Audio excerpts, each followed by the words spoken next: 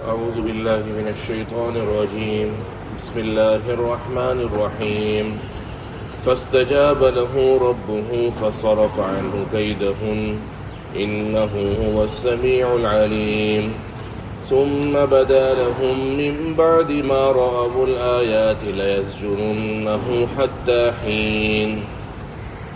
حضرت یوسف علیہ السلام کا تذکرہ چل رہا تھا۔ مصر کے عام بازاروں کے اندر اور گھرانوں کے اندر یہ بات مشہور ہو گئی تھی کہ یوسف علیہ السلام انتہائی پاک دامن ہے، اور اس کو بہلانے پھسلانے والی خاتون جو اگرچہ دنیا کے اندر بطور ایک ظاہری منصب بہت بڑا اس پر فائز ہے، لیکن در حقیقت اس کا بہت بڑا کردار حضرت یوسف علیہ السلام کی کردار کشی کے اندر ہے۔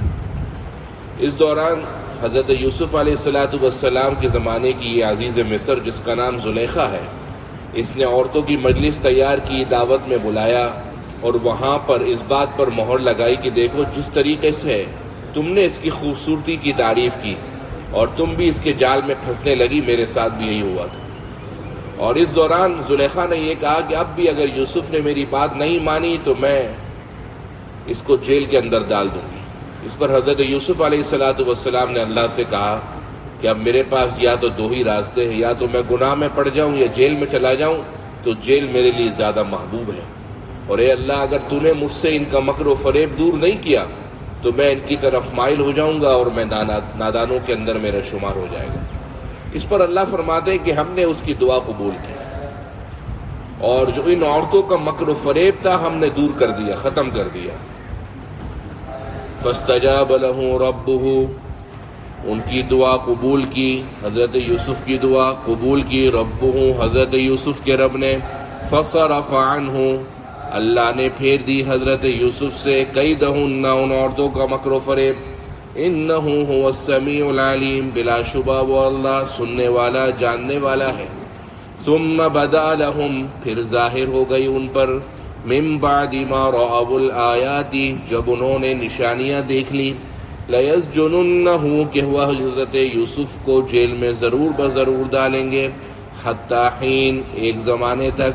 کیا نشانیاں دیکھی تھی؟ نشانیاں یہ دیکھی تھی کہ حضرت یوسف علیہ السلام کی پاک دامنی کتنی عروج کے اوپر ہے، اور یہ بھی دیکھی کہ حضرت یوسف علیہ السلام کی پاک دامنی ثابت کرنے کے لیے ایک قمیص کی نشانی جس کو گواہی دینے والا ایک نوعمر بچہ بھی نہیں بلکہ گود میں کھیلتا بچہ تھا، اللہ نے اس کی زبان کو قوت گویائی دی۔ اتنی نشانیاں دیکھنے کے بعد ان کو علم ہو گیا کہ اب ہم حضرت یوسف کو راہ راست سے ہٹا نہیں سکتے، تو انہوں نے کہا اب ہم اس کو جیل کے اندر ڈالیں گے، حتی حین ایک زمانے تک۔ فاستجاب له ربه حضرت یوسف کی دعا قبول کی ان کے رب نے، فصرف عنہ کیدہن سو اللہ نے پھیر دی ان سے ان کی تدبیر، انہ هو السمیع العلیم بلا شبہ اللہ سننے والا جاننے والا ہے۔ ثم بدا لهم پھر ظاہر ہو گئی ان پر، من بعد ما رأوا الآیات جب انہوں نے نشانیاں دیکھ لی، لیسجننہ کہ حضرت یوسف کو وہ جیل میں ڈالیں گے، حتی حین ایک زمانے تک۔ اب جب اللہ کو کوئی کام کرنا ہوتا ہے تو اللہ تعالیٰ پوری دنیا کے اسباب ایسے شخص کی رہائی اور خلاصی کے اندر لگا دیتا ہے۔ بظاہر دروازے سارے بند ہو لیکن اللہ کا حکم آ جائے تو پھر دروازے کبھی یکایک کھل جاتے ہیں جس سے معجزات اور کرامات ظہور ہوتی ہیں، اور کبھی اللہ اسباب ایسے بنا دیتا ہے کہ جس سے خلاصی اور رہائی کے امکانات پیدا ہو جاتے ہیں، اور یہی ہوا۔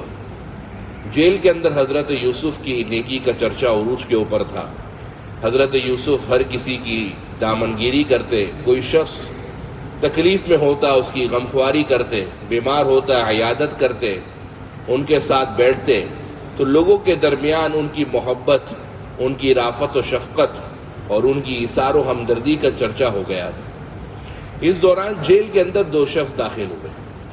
ان دو شخصوں میں سے ایک شخص اس زمانے کے جو بادشاہ تھا، جس کا نام میں نے آپ کو پہلے ریان ابن ولید بتایا تھا، اس کا ساقی تھا، یعنی ان کو شراب پلانے والا۔ اس زمانے میں شراب پلانا یا تو جائز تھا یا بعد میں منسوخ ہوا۔ اور دوسرا شخص اس بادشاہ کا باورچی تھا۔ ان دونوں پر یہ الزام تھا کہ انہوں نے بادشاہ کے کھانے کے اندر زہر ملایا ہے اور بادشاہ کو مارنے کی کوشش کی ہے۔ جب یہ الزام لگا تو عدالت کے اندر تحقیقات ہوئی اور ابھی تک نتیجہ نکلا نہیں تھا کہ ان کے بارے میں یہ بات ہو گئی کہ جب تک اس کا نتیجہ نہیں آتا، فیصلہ نہیں آتا، ان کو جیل کے اندر ڈال دیا جائے۔ جیل کے اندر یہ دونوں شخص بھی داخل ہوئے۔ انہوں نے دیکھا حضرت یوسف علیہ السلام اپنی یہاں پر دھاک بٹھا چکے ہیں، ہر شخص کی زبان کے اوپر ان کے علم و عمل اور ان کی حکمت اور دانائی کا چرچا ہے، اور ظاہری حلیے سے بھی لگا، پھر رات کی عبادت اور رات کا اللہ سے ان سے کریا وزاری کرنا، الہا وزاری کرنا، ان ساری چیزوں کو دیکھ کر ان کو لگا کہ حضرت یوسف دیکھنے کے اندر بھی اور حقیقت کے اندر انتہائی نیکوکار آدمی۔ اب جب ان کو لگا تو انہوں نے حضرت یوسف علیہ السلام کے پاس بیٹھے اور ان کو اپنا کہا کہ ایک خواب ہم دونوں نے دیکھا ہے۔ خواب یہ تھا کہ ان میں سے ایک شخص نے کہا، یعنی جو بادشاہ کو ساقی تھا، اس نے کہا کہ میں نے خواب دیکھا ہے کہ میں شراب نچوڑ رہا ہوں۔ شراب نچوڑنے کا مطلب یہ ہے کہ انگور کو نچوڑا جاتا ہے تو اس سے شراب بنتی ہے۔ اور دوسرا شخص جو باورچی تھا، اس نے یہ کہا کہ میں نے خواب دیکھا ہے کہ میرے سر کے اوپر ایک ٹوکری ہے، اس کے اندر روٹیاں ہیں اور پرندے اس میں سے آ کر روٹیوں میں سے کچھ کھا رہے ہیں۔ اب یہ خواب حقیقت میں دیکھا تھا یا ان کی بزرگی کو جانچ پڑتال کرنی تھی، اس کا ذکر میں آپ سے انشاءاللہ اگلی آیتوں کے اندر کروں گا، لیکن انہوں نے اس بات کا تذکرہ کیا کہ ہمیں اس کی تعبیر دیجیے، اور ظاہری طور پر بھی ہمیں لگتا ہے کہ آپ اللہ کے نیکوکار بندے ہیں تو آپ ہمیں اس کی تعبیر جلد از جلد بتا دیں۔ اسی کا اللہ تعالیٰ تذکرہ فرما رہا ہے۔ وَدَخَلَ، اور آئے، داخل ہوئے، مَعَهُ، حضرت یوسف کے ساتھ، السجن، جیل کے اندر، فتیانی، دو جوان، قال احدہما، ان میں سے ایک کہنے لگا، انی ارانی، میں نے خواب دیکھتا ہوں، اعصر، میں نچوڑ رہا ہوں، خمرت، شراب کو، وقال الاخر، اور دوسرے نے کہا، انی ارانی، میں خواب دیکھ رہا ہوں، احمل، اٹھاتا ہوں، فوق راسی، اپنے سر کے اوپر، خبزن، روٹی، تاکل الطیر، کھاتے ہیں پرندے، منہ، اس روٹی میں سے، انا نراک، بلا شبہ یوسف ہم آپ کو دیکھتے ہیں، من المحسنین، نیکوکاروں میں سے، نبئنا، ہمیں بتا دیجئے، بتاویلہ، اس خواب کی تعبیر، انا نراک، بلا شبہ ہم آپ کو گردانتے ہیں، دیکھتے ہیں، من المحسنین، نیکوکاروں میں سے۔ وَدَخَلَ مَعَهُ، اور داخل ہوئے حضرت یوسف کے پاس، السجن، جیل کے اندر، فتیانی، دو نوجوان، جن میں سے ایک میں نے آپ کو بتایا کہ باورچی تھا اور دوسرا بادشاہ کا ساقی تھا۔ قال احدہما، ان میں سے ایک کہنے لگا، انی ارانی، میں خواب میں دیکھتا ہوں، اعصر، نچوڑ رہا ہوں، خمرا، شراب، وقال الاخر، دوسرے نے کہا، انی ارانی، میں خواب دیکھتا ہوں، احمل فوق راسی، میں اٹھا رہا ہوں اپنے سر کے اوپر، خبزن، روٹیاں، تاکل الطیر من، اور حال یہ ہے کہ پرندے اس میں سے کھا رہے ہیں، نبینا بتاویلی، ہمیں اس خواب کی تفسیر بتائیے، تعبیر بتائیے، انا نراک من المحسبین، ہم آپ کو دیکھتے ہیں نیکوکاروں میں سے۔ احسان، میں نے آپ کو پہلے بھی بتایا تھا، قرآن مجید میں محسنین، احسان کا تذکرہ جب آتا ہے وہاں پر نیکوکار کا ترجمہ ہوتا ہے۔ اب حضرت یوسف علیہ السلام نے ان پر پہلے اپنا علمی کمال دکھایا کہ جب تک سامنے والے کے دل کے اندر علمی کمال مخاطب کا موجود نہیں ہوگا، بات سمجھنا اور اس کو ماننا مشکل ہو جائے گا۔ جب سامنے والا دیکھتا ہے کہ بھئی فلانا شخص عالم فاضل ہے تو اس کی بات، سنی ہوئی بات دل پر اثر بھی کرتی ہے، اس کی بات کی عظمت بھی پیدا ہوتی ہے۔ اگر یہ سمجھے کہ سامنے والا تو ہماری طرح کا آدمی ہے، وہ بھی کھاتا پیتا ہے، ہم بھی کھاتے پیتے ہیں، وہ کہتا ہے کہ میں اس کی بات سنوں کیوں؟ تو بعض اوقات ایسے موقع کے اوپر اپنی علمی دھاک بٹھانا یہ کوئی منصب کے خلاف نہیں ہے۔ اسے موقع کے اوپر حضرت یوسف نے پہلے ان کے اوپر اپنے اس کمال کا تذکرہ کیا اور فرمایا کہ دیکھو تم کھانا کھاتے ہو نا، ابھی تو تمہارا کھانا تمہارے پاس آئے گا نہیں، میں تمہیں اس سے پہلے فوراً سے اس خواب کی تعبیر بتا دیتا ہوں، اور جب خواب کی تعبیر بتا رہا ہوں تو یہ مت سمجھنا کہ یہ میرا کوئی ذاتی فیض ہے، یہ کوئی میرا ذاتی کارنامہ ہے، یہ انبیاء ہے۔ انبیاء اپنے ہر اچھے کام، اپنے ہر خیر کے کام کو منسوب کرتے ہیں اللہ کی طرف۔ ہمارے یہاں تو تھوڑا سا کوئی بندہ نیکی کا کام کر لے تو فوراً میں بن جاتا ہے کہ میں نے یہ کیا، میں نے یہ کیا۔ انبیاء اپنے ہر نیکی کے کام کو اللہ کی طرف منسوب کرتے ہیں۔ تو حضرت یوسف نے فرمایا کہ جو خواب کی تعبیر میں دے رہا ہوں، یاد رکھنا یہ میرے رب نے مجھے سکھائی۔ اور ساتھ ساتھ یہ نہیں کہ فوراً خواب کی تعبیر بتا دی، نہیں، خواب کی تعبیر سے پہلے دعوت و تبلیغ کا وظیفہ اور فریضہ سر انجام دیا، کیونکہ سامنے والے یہ دو نوجوان اپنے مقصد کی بات پوچھنے آئے ہیں، اور خواب کی تعبیر حضرت یوسف کو اللہ کی طرف سے ملی ہوئی ہے۔ حضرت یوسف فوراً بتا سکتے ہیں، لیکن حضرت یوسف فوراً بتا نہیں رہے، بلکہ اس سے پہلے تبلیغ کر رہے ہیں، اس سے پہلے دعوت کا کام کر رہے ہیں کہ دیکھو تم اس سے پہلے میں تمہیں یہ بات بتا دوں کہ میں جس مذہب کو چھوڑ کر آیا ہوں وہ مذہب ایسا ہے، اور جس مذہب کا میں پیروکار ہوں یہ صرف میرا نہیں ہے، یہ میرے جد امجد حضرت ابراہیم، میرے دادا حضرت اسحاق اور میرے والد حضرت یعقوب کا مذہب ہے۔ ہمارا یہ کام ہے کہ ہم تمہاری طرح، جس طرح تم اللہ کے ساتھ شریک ٹھہراتے ہو، ہم اللہ کے ساتھ شریک نہیں ٹھہراتے۔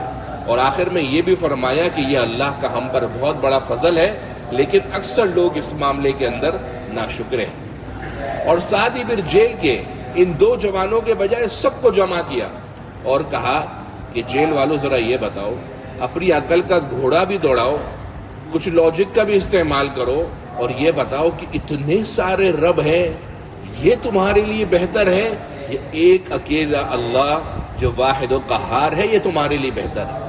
اور جو تم اللہ کے سوا دوسروں کی عبادت کر رہے ہو، ذرا اپنی عقل سے سوچو تو صحیح، اس کے تو نام بھی تم نے خود رکھے ہیں، اس کو تو گھڑنے والے بھی تم خود ہو، اور تم کیا، تمہارے آباء و اجدادوں نے اس کے نام رکھے، اس کو گھڑنے والے تم خود ہو، اور تمہارے پاس اس کی کوئی دلیل نہیں ہے، تمہارے پاس کوئی سند نہیں ہے، تمہارے پاس کوئی ایسا علم نہیں ہے جس کی اس علم کے بحاف کے اوپر تم یہ بات کرتے ہو کہ بھئی یہ بارش والا خدا ہے، یہ روزی والا خدا ہے، یہ صحت والا خدا ہے، کوئی علم ہی تمہارے پاس نہیں ہے۔ اور جب اللہ کا حکم ہی یہی ہے کہ اللہ کے سوا اس کی عبادت نہ ہو، اور یہی اس کا قائم رہنے والا دین ہے، یہ دعوت و تبلیغ کا فریضہ حضرت یوسف علیہ السلام نے اس وقت سر انجام دیا، اور دعوت دینے کے بعد حضرت یوسف علیہ السلام نے ان کو خواب کی تعبیر بتائی۔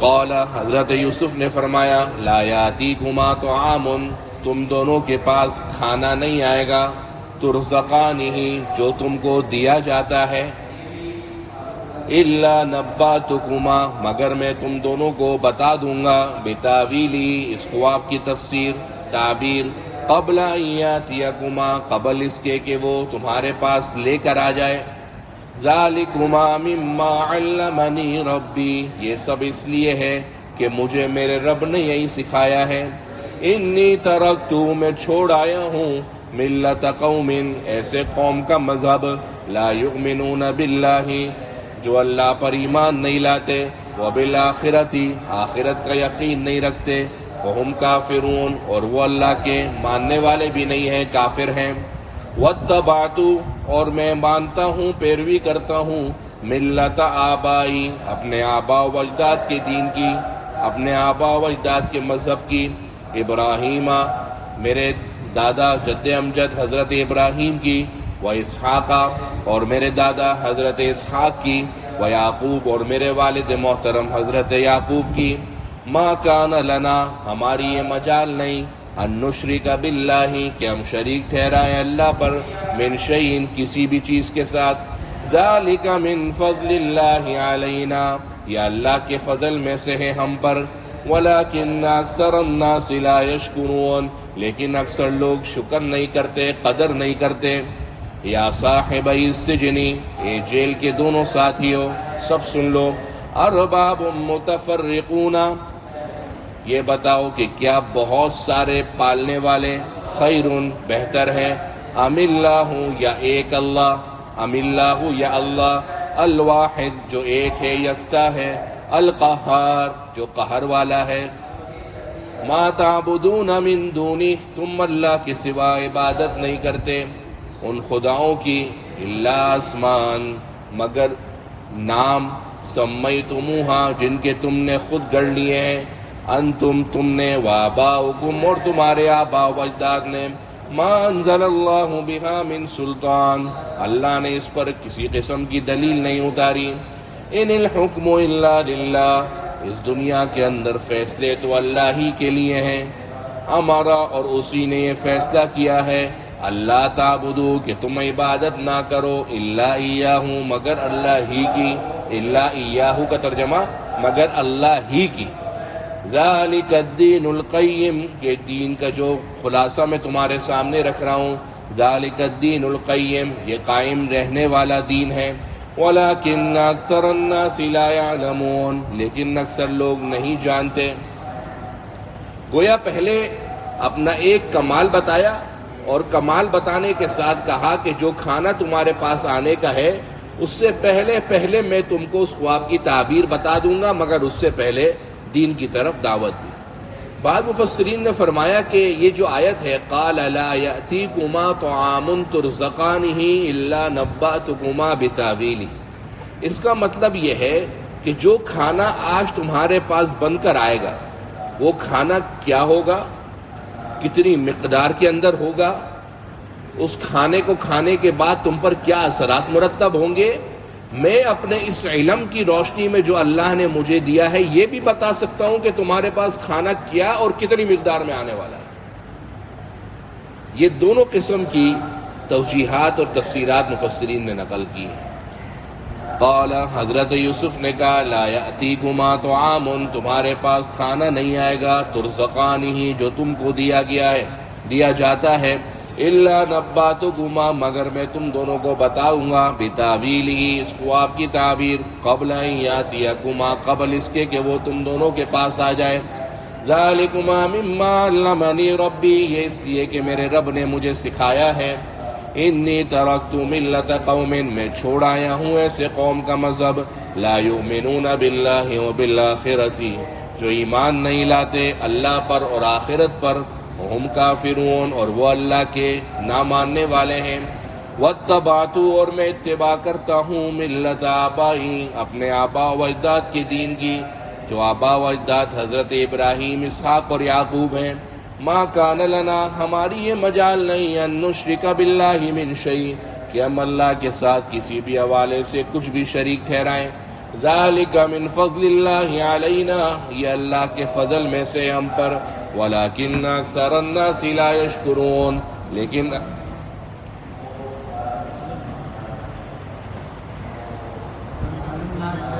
وعلی الناس اور لوگوں پر یہ اللہ کا فضل ہے ہم پر بھی اور لوگوں پر. ولکن اکثر الناس لا یشکرون لیکن اکثر لوگ قدر نہیں کرتے.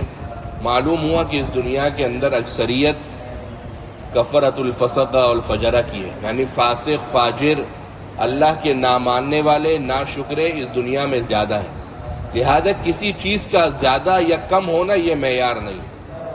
قرآن بھرا پڑا ہوا اکثرہم لا یعقلون اکثر الناس لا یشکرون. کسی جگہ پر 80 افراد ہیں ایک جگہ پر 8 افراد ہیں تو ضروری نہیں ہے 80 افراد صحیح کیونکہ معیار جو قرآن نے دیا ہے وہ حق اور باطل کا دیا ہے چاہے ماننے والا ایک ہو یا ماننے والے 100. قرآن نے بار بار جو اکثریت کے اوپر ضرب لگائی ہے کہ اکثریت یہ نہیں کرتے اس کے بعد یہ اسی لیے کہ یہ کہنا اچھا فلانے تو یہ کرتے ہیں بھائی ٹی وی دیکھنا جائز ہے نہیں جائز نہیں ہے تو مدینہ میں تو ٹی وی دیکھتے ہیں. بھائی معیار کسی جگہ کا قیمتی ہونا یا کسی جگہ کا بابرکت ہونا یا کسی جگہ کا زیادہ ہونا یا دیکھنے والوں کا کثرت والا ہونا یہ نہیں ہے. معیار یہ ہے کہ حق کیا ہے اللہ کے دین کیا ہے اور اس کے حکم کیا ہے اور اس کی شریعت کیا ہے یہ ہمارے پاس معیار ہے. یہی وجہ ہے کہ ہمارے علماء جمہوریت کے قائل نہیں ہیں کیونکہ جمہوریت کے اندر ایک بھنگی ہے اس کی رائے اور ایک عالم اور دانشور ہے جس کے علم ہے جس کے پاس علم کی طاقت ہے اس کی رائے برابر ہے. جمہوریت کے اندر تو انسان کو تولا نہیں جاتا گنا جاتا ہے. جمہوریت کے اندر یہ گنا جاتا ہے کہ افراد کتنے ہیں اور رائے سب کی برابر ہے. اصولی طور پر ہونا یہ چاہیے کہ انسان کی رائے کو تولا جائے کہ آیا اس کی رائے ہے کس قابل، اس کی رائے اس کام کے لیے موزوں اور بہتر ہے یا بھی نہیں. حالانکہ جمہوریت میں یہ نہیں ہے. یہی وجہ ہے کہ ہمارے علماء جمہوریت کے قائل نہیں ہیں کہ کسی معاملے کے اندر کسی چیز کے ووٹ کا زیادہ پڑنا یہ اس بات کا معیار نہیں ہے کہ فلانا بندہ اس منصب اور عہدے کا ہے. کیوں؟ کیونکہ اکثریت معیار نہیں. وَلَكِنَّ أَكْثَرَ النَّاسِ لَا يَشْكُرُونَ، لیکن اکثر لوگ قدر نہیں کرتے، شکر نہیں کرتے. یا صاحبی السجن، اے جیل کے دونوں ساتھیوں، ارباب متفرقون، کہ متفرق الگ الگ رب، خیر بہتر ہیں، ام اللہ، یا اللہ الواحد جو یکتا ہے، القہار اور جو قہر والا ہے. ما تعبدون من دونہ، تم عبادت نہیں کرتے اللہ کے سوا، الا اسمان، مگر ان ناموں کی، سمیتموہا، جن کو تم خود نے خود رکھ لیا ہے. سمیتموہا یعنی وہ سارے معبود تم نے خود سے گڑے ہیں. تم نے، وآباؤکم، اور تمہارے آباء و اجداد نے، ما انزل اللہ بہا من سلطان، اللہ نے اس پر کسی قسم کی کوئی سند نہیں اتاری. ان الحکم الا للہ، فیصلہ تو صرف اللہ ہی کے لیے ہے. امرا، اور اسی نے حکم دیا، اللہ تعبدو، کہ تم بات نہ مانو، الا ایہ، مگر اللہ ہی کی. اللہ تعبدو، کہ تم بات نہ مانو، عبادت نہ کرو، الا ایہ، مگر صرف ایک اللہ ہی کی. ذالک الدین القیم، یہ قائم و دائم رہنے والا دین ہے. ولکن اکثر الناس لا یعلمون، لیکن اکثر لوگ یہ بات نہیں جانتے. اب دوبارہ جیل کے دونوں ساتھیوں سے مقصد اصلی کی طرف آ رہے ہیں، کیونکہ پوچھنے والا شخص اس کا اصل مقصد تو خواب کی تعبیر تھا، لیکن نبی نے اس اپنے منصب کی قدر کرتے ہوئے اس وقت دعوت و تبلیغ کا کام اور فریضہ سر انجام دیا. اب ان میں سے ایک سے کہا کہ تم میں سے ایک اپنے مالک کو، اپنے آقا کو شراب پلائے گا، اور تم میں سے دوسرا اس کو سولی پر چڑھا دیا جائے گا، اور ایسا سولی پر چڑھا دیا جائے گا کہ مرنے کے بعد اس کی لاش کو گدھ اور پرندے کھائیں گے. حضرت یوسف علیہ السلام نے اس موقع کے اوپر کسی خاص پوچھنے والے کو خاص جواب نہیں دیا، آپ نے اندازہ کر میری بات سے کیا، بلکہ یہ کہا تم میں سے ایک بندہ یہ کرے گا اور تم میں سے دوسرا بندہ یہ کرے گا. کون کیا کرے گا اور کون کیا نہیں کرے گا متعین کر کے نہیں بتایا. یہ انبیاء کا منصب ہے کہ جو دوسروں کی خاطرداری، دوسروں کی داد رسی، کہ خواہ میں اگر کسی کو بتا دیا کہ عنقریب وہ مرنے والا ہے اور بتلانے والا نبی ہے اور خواب کی تعبیر دے رہا ہے جو ہر صورت میں پوری ہونی ہے، ایسا نہ وہ غم کے اندر پگھل جائے، وہ مزید تکلیف کے اندر آ جائے. تو صرف اتنا کہا کہ تم میں سے ایک شخص اپنے عزیز مصر کو، بادشاہ کو شراب پلایا کرے گا، اور تم میں سے دوسرا اس کو سولی چڑھا دی جائے گی اور گدھ اور پرندے اس کے سر سے اور اس کی لاش سے نوچ نوچ کر کھائیں گے. اب یہ جو دونوں خواب دیکھنے والے تھے، بعض روایات کے مطابق یہ کہنے لگے کہ نہیں، ہم تو صرف آپ کی بزرگی چیک کرنے کے لیے آئے تھے، ہم تو یہ دیکھنے آئے تھے کہ آپ کتنے پانی کے اندر ہیں، ہم نے خواب نہیں دیکھا. اس پر حضرت یوسف نے کہا قضی الامر الذی فیہ تستفتیان، کہ معاملہ تو وہی ہے جیسا تم نے پوچھا ہے. معلوم ہوا کہ خواب کی تعبیر جب دے دی جائے تو وہ خواب کی تعبیر اللہ کے حکم سے اٹل ہو جاتی ہے، اور اللہ کے حکم سے وہ ثابت اور پختہ ہو جاتی ہے. اس کے بعد اس کے ہٹنے کے امکانات بہت کم ہو جاتے ہیں. یا صاحبی السجن، اے جیل کے ساتھیوں، دونوں ساتھیوں، اما احدکما، رہا تم میں سے ایک، فیسقی ربہ، پلائے گا اپنے مالک کو، اپنے آقا کو، خمرن، شراب. رب کے بارے میں مکمل تفصیل آپ کو پہلے بتا چکا ہوں کہ آیا رب کس کو کہا جاتا ہے، اور فی زماننا شریعت محمدیہ کے اندر رب کہنے کی گنجائش اپنے آقا کو ہے کہ نہیں، یہ ساری تفصیل پہلے کر چکا ہوں. وَأَمَّا الْآخَرُ، اور رہا دوسرا، فَيُسْلَبُ، اس کو سولی پر چڑھا دیا جائے گا. فَتَأْكُلُ، کھائیں گے، الطَّيْرُ، پرندے، مِن رَأْسِهِ، اس کے سر میں سے. قُضِيَ الْأَمْرُ، معاملہ پورا ہو گیا. الَّذِي، وہ معاملہ، فِيهِ تَسْتَفْتِيَانِ، جس کے بارے میں تم دونوں پوچھ رہے تھے. یا صاحبی السجن، اے جیل کے دونوں ساتھیوں، اما احدکما، رہا تم میں سے ایک، فیسقی، پلائے گا، ربہ، اپنے آقا کو، خمرن، شراب.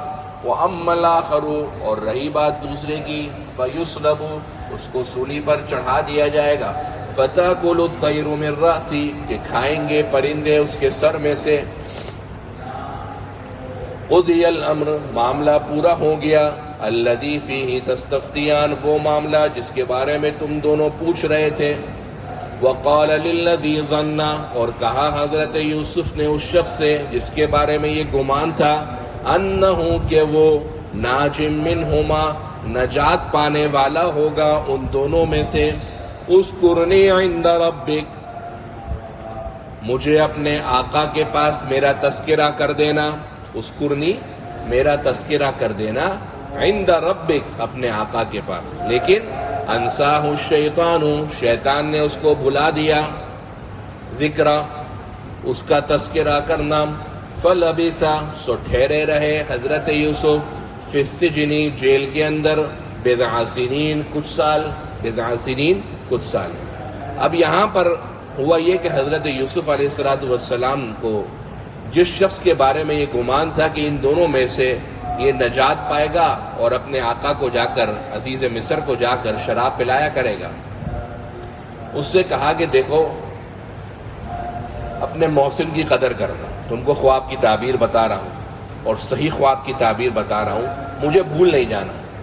اپنے آقا کے پاس جا کر تذکرہ کرنا کہ ایک خامہ خام کا ملزم جس کو آپ کی بیوی نے جس کو آپ کے ایک عہدیدار کی بیوی نے پھنسا دیا ہے، وہ بغیر کسی گناہ کے بغیر کسی الزام اور ثبوت کے جیل کے اندر پڑا ہوا ہے. اس کی کوئی خاطرداری کیجیے، اس کی مدد کیجیے. لیکن جب یہ شخص باہر نکلا اور باہر نکل کر ایک شخص کو تو سولی چڑھ گئی اور دوسرا شخص شراب پلانے کے کام پر مامور ہو گیا، تو اس موقع پر شیطان نے اپنا کام کیا.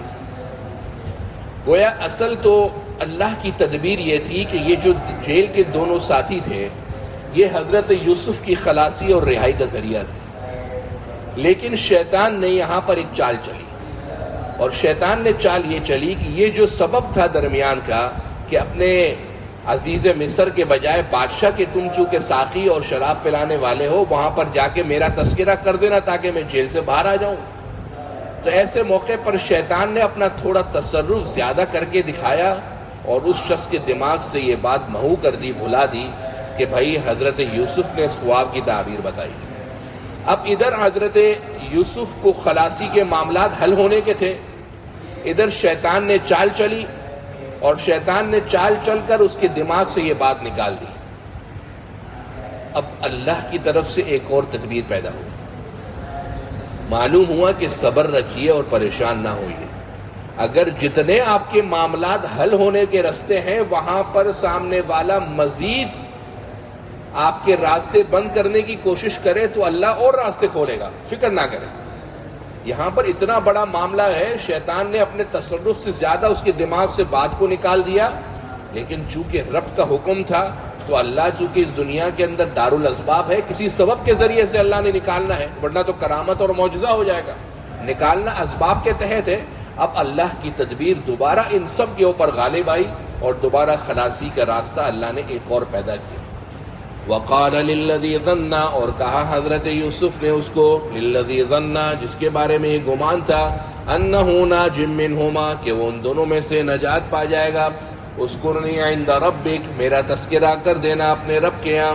فانساہ الشیطان ذکر ربی شیطان نے اس کو بھلا دیا آقا کے سامنے تذکرہ کرنے سے. فلبث فی السجن چنانچہ حضرت یوسف ٹھہرے رہے جیل کے اندر بضع سنین کچھ سالوں تک. جیل کے اندر حضرت یوسف علیہ السلام سے لوگ اتنی محبت کرنے لگے تھے کہ جو جیل کا بڑا تھا وہ حضرت یوسف علیہ السلام کے پاس آیا اور کہنے لگا کہ میں آپ کا انتہائی عقیدت مند اور محبت کرنے والا ہوں.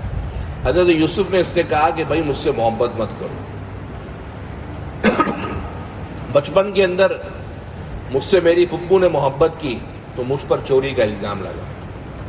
پھر لڑکپن کے اندر میرے والد نے مجھ سے محبت کی تو مجھے کنویں کے اندر ڈال دیا گیا.